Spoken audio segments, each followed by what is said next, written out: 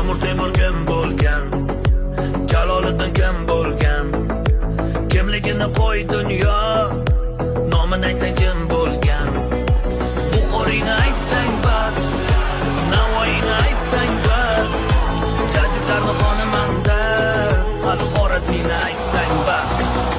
Men o'zbekman, men o'zbek, otam o'zbek, men o'zbek, san'atbek san'atlarim dunyolarga teng o'zbek.